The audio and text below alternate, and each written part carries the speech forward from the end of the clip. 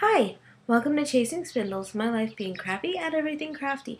My name is Sasha, and I will be your hostess. And this is my debut episode, so just to let you know, if you want to follow me on Plurk or on Ravelry, you can do so at Spin Pixie. I'm also Spin Pixie on Instagram, Goodreads, Pinterest, all that stuff. So if you'd like to follow me there, you can as well. Again, thank you for joining me here for my debut episode. And thank you to those of you who are already in the Ravelry group and introducing yourselves. So, let me go ahead and give you a little bit of an introduction as to who I am and why I'm doing the show. I promise I will keep it short. My name is Sasha. I live in Los Angeles, California, and I may be moving states soon. So, for the time being, I live in Los Angeles. There is a school right across the street, just outside my window, so sometimes it will get loud. I will try to record while they're in school, but for some reason, though those kids are at school, they're never in class. I don't know what's up with that. Like the band plays at 10 in the morning. Really? Shouldn't you be learning maths? Anyway, I started doing this podcast because I recently started knitting and crocheting. My reason for knitting and crocheting is that my grandmother, who was a huge influence in my life, passed away last May, and in order to keep her memory alive and keep a little bit of her with me, I decided to take on her crafts. And she liked to do knitting, she liked to do crocheting, and she liked to do pretty much anything crafty. So I do what I can. I've just learned to knit, and the thing is about knitting is I thought that was a pipe dream up until the 27th of January. So I've been knitting for about a month now, and so I'm really excited with that. And in the midst of trying to figure out, find my feet in knitting and crocheting, I found that you can actually spin fiber without a spinning wheel on a drop spindle, and so that's become my little niche in her world. So, why I think my podcast will be different than any other podcast is because my podcast is by a beginner for beginners. Now, that's not to say that if you're a more advanced spinner, knitter, or crocheter that you won't find my podcast entertaining. At least I hope you'll find my podcast entertaining still. But I want to cater more to people who are beginning because I have not seen a whole lot of beginning podcasts out there. So if you're a beginner, you're in the right place, and I will impart whatever I learn along the way to you. Now, just a note, I've lived for 3 months in New York, and they told me that I talk extremely fast. That was like the hugest complaint when I was living there. So if I do talk a little fast, I will really try to slow down. It's just something, I guess, that we do out here. I don't know what the deal with that is, but yeah, I used to tell my New Yorker friends, I don't talk fast, you listen slowly. But I will try to talk slower. But I just wanted to get through that intro because I didn't want to bore you to tears. Now, I've been knitting for a month, and I cannot crochet. It's funny because when I started this whole venture, I was aiming more toward crocheting because I thought I would never knit. Funny how that's quite the opposite. So now into the show format. Week Speak is what I start with usually, which is my basic week in review, and I usually like to keep it craft central. Oh, the other thing, really quick, that I think that my podcast will be different from other podcasts is because my podcast is spinning centric and not knitting or crochet centric. So that's the other thing. Okay, so anyway, back to the format. So Week Speaks where I talk about my week in review, and I talk about the things that I have acquired, craftily speaking. So let's go ahead and start.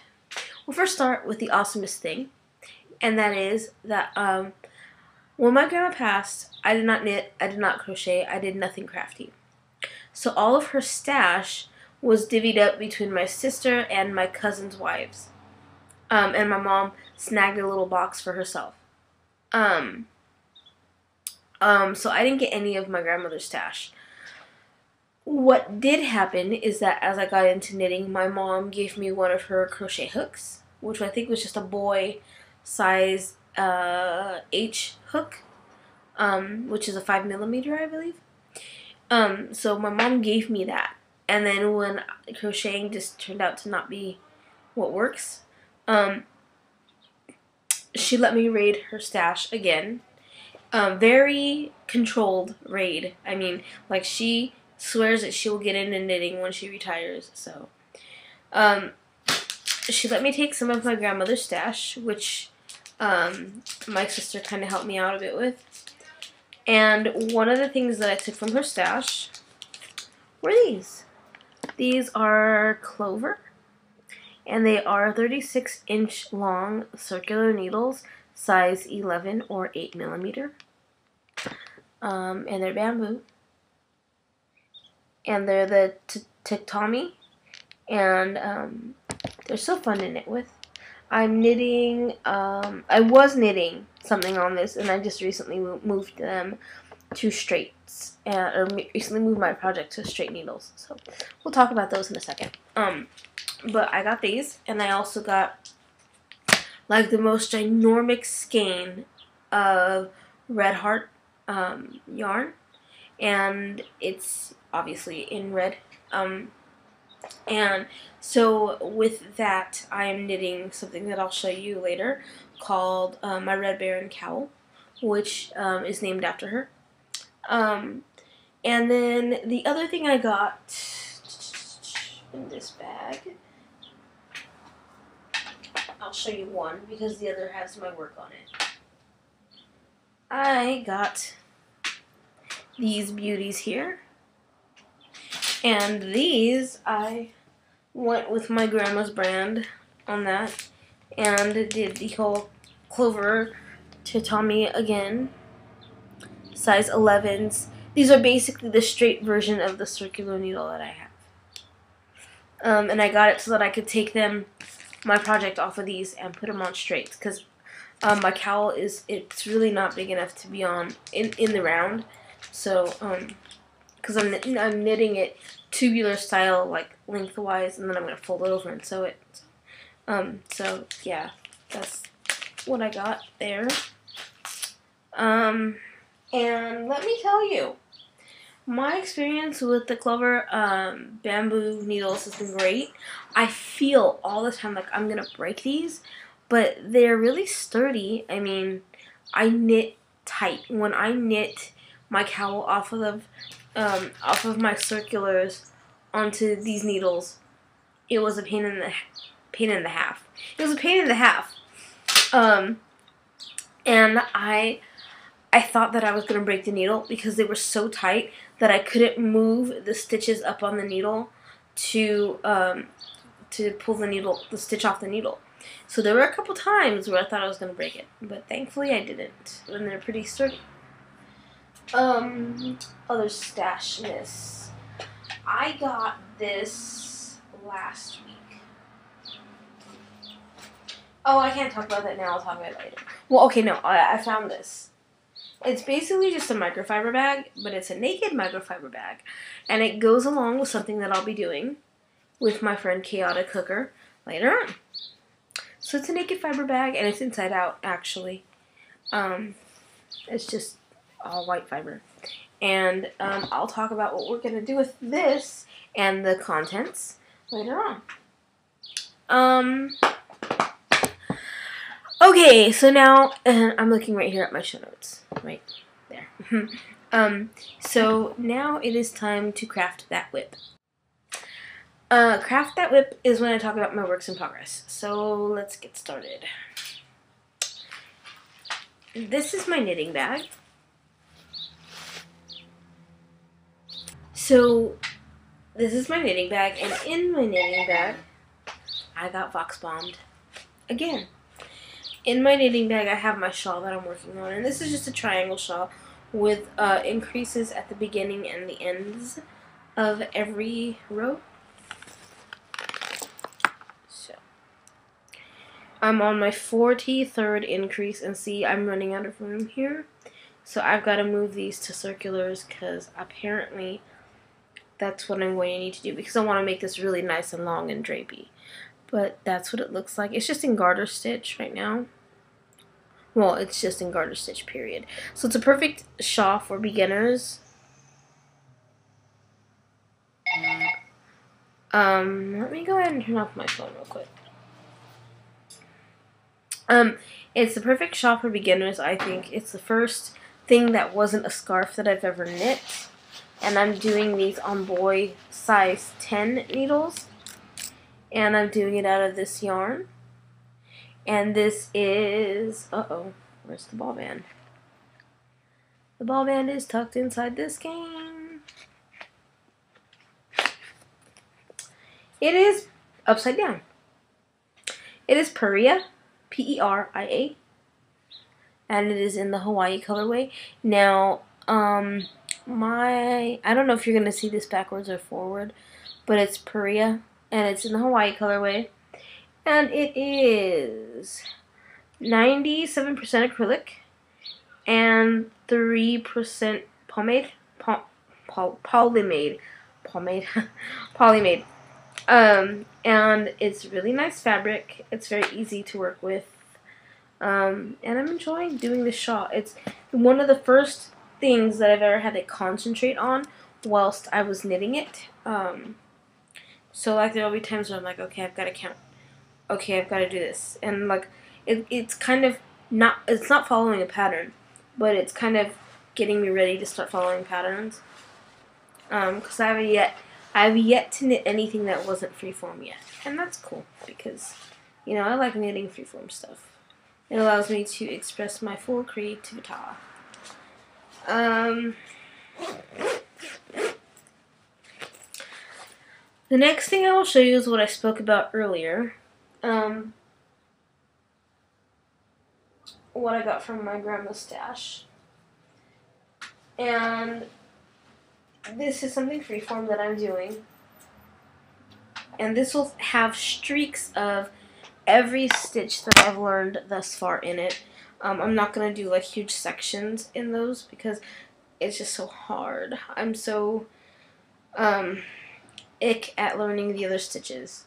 But it has streaks of purl. It has streaks of, it'll have streaks of seed stitch or moss stitch in this. But right now it's mostly garter. This is my Red Baron cowl, and like I said, I'm knitting it lengthwise, so I'm knitting it down, and then I'm going to fold it in half and sew it and wear it as a cowl so I can put it over my head, have it like be a hood. And I call it a Red Baron cowl because it's made out of red heart, and my grandma's last name was Baron, so it fits. And I started knitting this on the clover circulars that were her needles. So yeah, I wonder if, I'm not sure if yet, but I think I might knit the whole skein of Red Heart. And if you know anything about Red Heart skeins, it's one of those ginormous, it's a pretty huge skein of Red Heart. So that's that project. And then once I bought my straight needles, it kind of freed up my circulars to start another project. But if I have to move my shawl to the circs, I don't want to displace another object, so we're just going to wait on that for now. Do I have anything else that I'm working on? That's about it for what I'm working on. So let's go ahead and get into Whorl Wind, and I will talk about what's on my spindles. Okay, so first of all, this is my spindle bag. And they're not any fancy schmancy bag designers or anything like that. Quite frankly, I'm saving up for a move. Don't have the budget for it, so I go cheap. Cheap. Okay, so I was playing with, well, let me do the bottom wall first.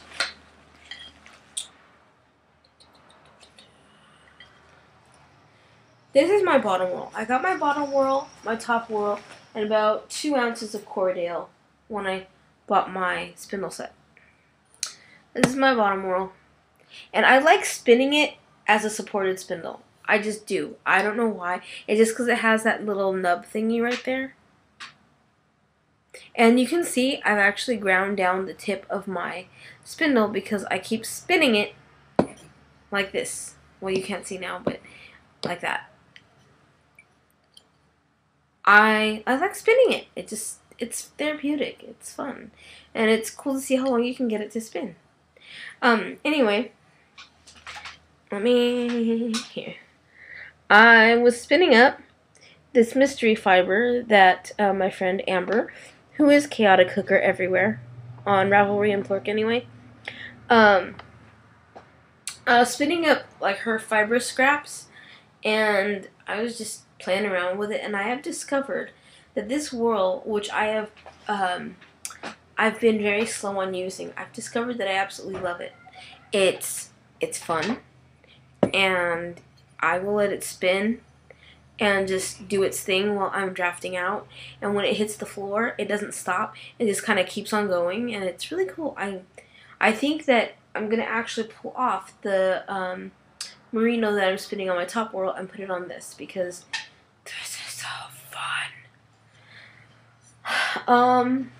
Now, let's get into my merino on the top Whorl.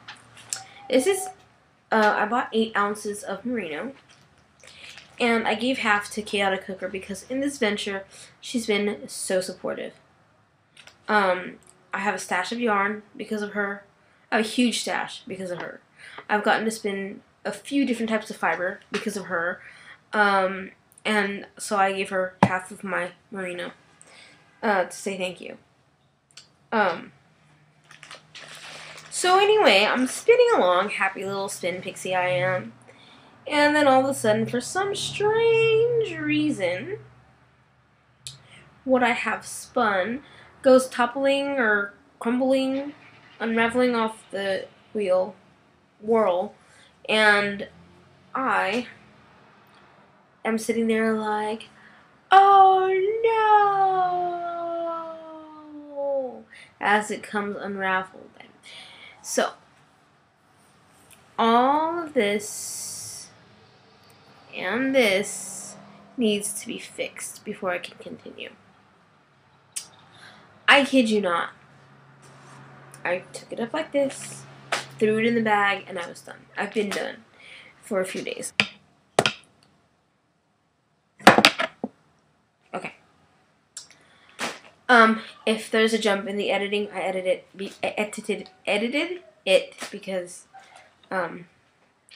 it made a weird noise when I set my spindle down. Okay, so, this is the culprit. This is at least, I don't know how much I gave her because I didn't weigh it out. I just tore out a huge bit and gave it to her. But this is anywhere from 5 to 6 ounces of merino. Combed top wonderfulness.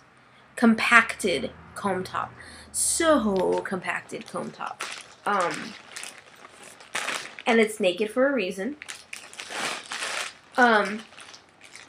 But it is very clingy. It's like I'll be spinning it in my room, and I always regret it and think, gosh, you know, I should probably take this outside because by the time I'm done, I'm covered in like this ectoplasm and white fibryness, and I don't know why it's so clingy, but it's so fun. It's got a shorter staple length than I've ever spun before, so it's difficult and it's a challenge, and I don't like the challenge right now, but I'm sure that by the time I'm done with it, I will want to spin more. So that's that. And then also,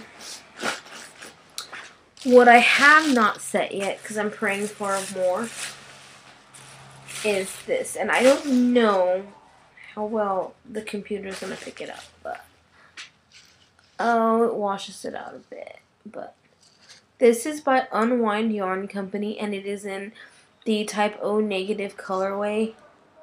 And these colors, so much brighter. The computer's really washing it out. But there are like wine colors and like a pomegranate color. And you know, to be perfectly honest with you, it looks like when you crack open the pomegranate and like there's seeds and all that. So that's why I think I love it so much. Yeah, it just looks like crap on this computer. But that's why I love it so much. It looks like a big old pomegranate. And I'm hoping that they make some for this Halloween. Because according to Amber, it was a colorway for last Halloween. I want some of this. She gave me some more scraps of it to spin, and I probably will, and I'll just add it on to this. But, so pretty. Such a very pretty colorway. So I guess that's it for what's on my spindles. And I usually will do Fiber Frenzy after this, and I will talk about what I got in the mail, but I showed you it already. I bought the merino, which was 8 ounces, and that was the actual first ever time I bought fiber. I have not had to, I've been spinning for almost 2 months now, very close to 2 months now, and that was the first time I've had to buy fiber. Between Amber and my other friend who's not on Ravelry or Plurk, I've had no need to buy fiber. Little bits that I've spun alpaca, and a bunch of mystery fibers, which I'm guessing some are wool, and some are merino, and maybe even acrylic. I'm not sure though. I haven't had to buy any fiber, and it's been really awesome because, like I said, I'm saving it for a move, and everything that I can save is great.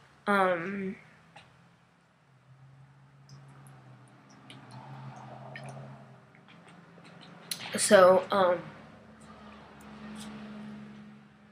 don't have any fiber to share this week because I'm spinning it, and I showed you what I have. But in the future, I will have so much more fiber, especially when I get where I'm going, because like it seems like that's like the knitting capital of the country or something. I don't know. Because we're going to Portland, and I'm so excited because I hear that there are yarn stores and fiber stores everywhere. So stay tuned. Okay, so BYOB, bought yarn or beads, and this is when I talk about yarn or beads or patterns that I want, or that I bought. And sadly, I have nothing. Nothing. Oh my gosh. Nothing for this show. What is up? But I will mention this. I should have something for this particular segment very soon. Reason being, I had a conversation with Sock Bunny. If you're on Plurk at all, she's Sock Bunny, and her podcast is called Sock Bunny Knit and Fit. And she's such a nice lady. And we were talking about her shop, and I had asked her if she had any rainbow yarn, because I've been really wanting rainbow yarn or rainbow fiber to spin, because I don't know why, I just want to knit something out of rainbow stuff. And she said that she didn't, but she had thought about dyeing up some. So I said, well, if she ever did, to let me know, and I would buy it. And she dyed up some just for me, and she dyed up some on like a sparkle base, and then some on a regular base. She dyed up yarn because she didn't have the fiber, so she dyed up yarn. So I will be getting that soon. I am super, super excited. So that is what I will have in the coming weeks. As far as beads, I am looking at some of the cutest beads, but I would like to try and find a better place to get a lot of beads. Because I used to make jewelry, not a whole lot, but I used to make jewelry a lot. And I just haven't really, I went through a phase where I just wasn't doing anything crafty like that. And so I kind of put all my stuff in storage and just kind of let it be away But now that I've kind of gotten into the knitting and all that, it's kind of come back to me, and I need to go get all of it and start playing again. And I have some awesome stuff that I hope to show you in the coming weeks. But at least, I mean, it's good that I'm not sitting here for hours talking, because I don't know how long I really have to do this on YouTube. So yeah. Okay, so we're going to get into a section where I do have stuff to show you, and that is called I Made It. I Made It will feature things that I made, and finished objects, things of that nature. I'll be out of frame for like a half a second. I had to go get it. So, okay, my first I Made It object is a scarf, of course. That's what beginners start with. But this is probably going to be sewn and turned into a cowl, because it frankly was not that long. I did not have that much yarn, and had I known that this was acrylic, because like I said, I'm still learning my fibers, but had I known this was acrylic, it would have been turned into a snuggle, and I could have gotten one in. It would have been a small snuggle, but it would have been a snuggle nonetheless. But next year, I plan to have a crap ton of acrylic, and I will do snuggles. Because I'm very pet friendly, considering I have a dog and a cat, which you will probably hear and see from time to time. So this is my garter stitch scarf, and I don't know who it's by, the yarn. I don't know the colorway. It was just donated yarn, and I was not going to complain. I didn't have much. It's not really even my arm span long. But it is all acrylic, 100% acrylic. And let me go ahead and show you. If you're new to knitting and you think that your project is going to be like butt ugly, let me show you this. And I hope the camera picks it up okay. See that? What you are looking at right there is me having to drop a whole lot of stitches and tear back a couple rows, yes, to fix. And then when I got to there, I had to join another ball of yarn, because my smart personality person thing I am made 2 balls of yarn, because I was just playing around with it when I was trying to crochet, and so that made me have to join. And what happened was that you see these wonky stitches. And I call this my frogger scarf because I frogged it 4 times.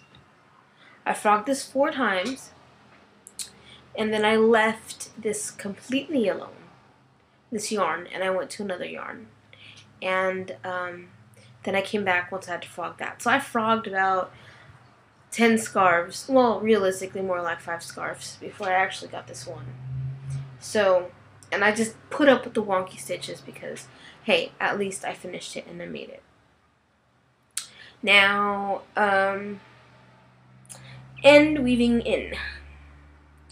This is one end, which I believe is my tail. And I wove this in before washing it. This is the end of the project here. So I wove both of those in before washing it. And then once I washed it, they both came out. So now that I have an actual yarn needle, I can properly weave these in and shouldn't have that problem. So after I show you an I made it item, I usually go into epic pass and epic fail, and I will tell you whether or not I think I did a good job or not. Considering I had to frog this 4 times, I was really putting a lot of pressure on myself to get this done right. Yeah, the cars are just loud today. But I passed this because I learned a lot. And it doesn't look bad. And once I sew this up into a cowl, I think it'll look okay. So, there's that one item. Now we're gonna pause so I can fix my hair. Okay, so my hair is fixed. Wow, it was staticky. So that's one I made it object. Now, I have more. Let me dig. This is my crochet bag. And no, you will probably never see a finished object come out of here. I'm sorry, Crochet and I think we broke up. I think we broke up. It was probably more painful for Crochet than myself, but it's for the best, for my sanity. So in here are the yarns that I've made thus far. This was the first thing I ever spun and made yarn out of. This is Corriedale, my very first spun fiber that came with my spindle set. It epically fails, but I will say this, it was fun, and if I had to do it again, I know I would do a better job. You can see there are some humongously bulky spots, such as right here. And then there are some ridiculously overspun spots, like right here. Right here. I had fun making it, so that's, I guess, what counts. When I went to put this on my nitty naughty, which is the back of my chair, not this chair, but the one in my kitchen, it broke.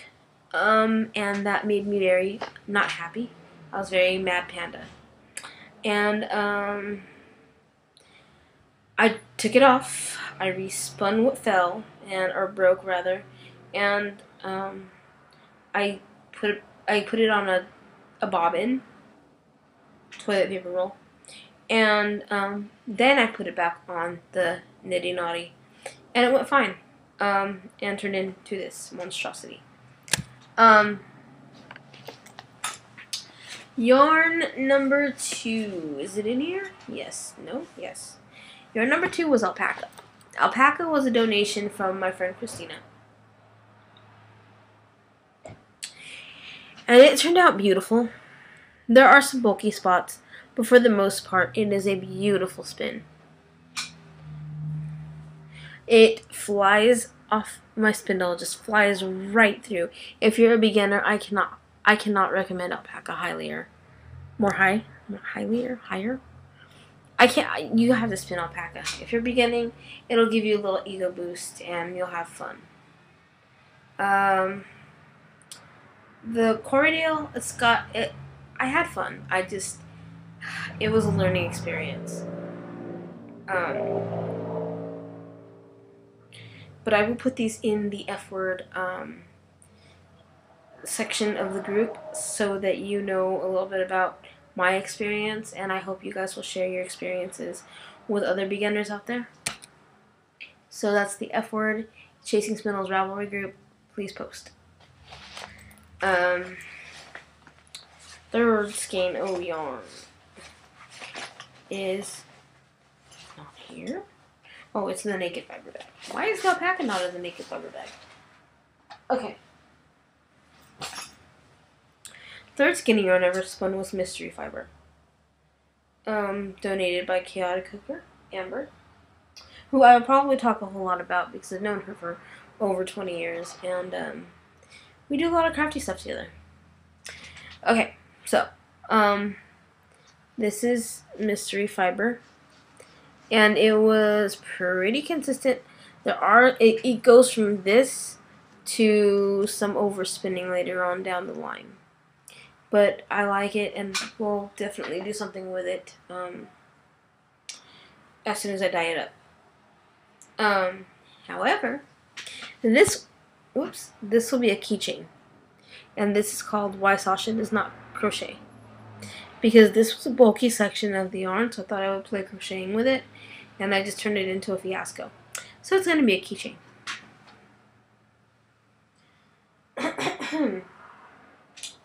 And then after I spun that, let me just grab this alpaca for the naked fiber bag. I spun this beautifulness right here. It was a difficult bat, but what came from it was amazing.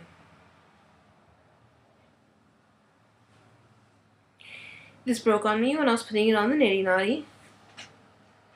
But look at that. I did good. I did good. There are not a whole lot of bulk. I don't see bulky spots. Like, there are little tufts on this side where the yarn was first getting spun. But look, I'm so proud of I'm really proud of this particular fiber. It was just so pretty. And so it was hard to spin, and I really tried. Like, that's a bulky piece right there. But I really did try for consistency, and I made myself spin back if it wasn't consistent enough to what I wanted it to be.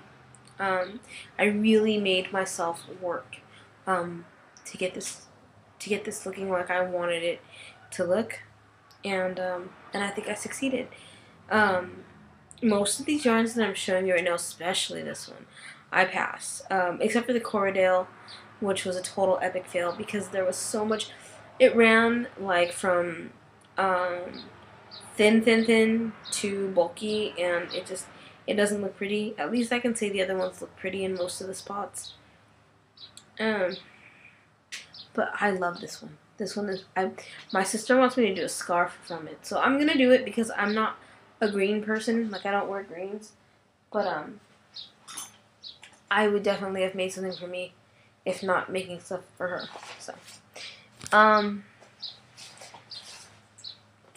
So that's that. Now we'll get into the last segment of the show. Oh, and if you want to rate my epic passes and epic fails, rate my work epic pass or epic fail, please do so on the group. There will be a topic in the group board. And you can rate your own work too. Share with others. Okay, so the last thing we'll talk about is my future plans that could epically fail. And this is where I talk about the things that I have in the works for you guys, for the show, or for life in general, or whatever. And so, future plans that could epically fail. Myself, along with Amber Chaotic Hooker, which you can find her podcast, Chaotic and Crafty, at www.chaoticandcrafty.com. We are doing a joint venture. We are going to be doing some natural dyeing.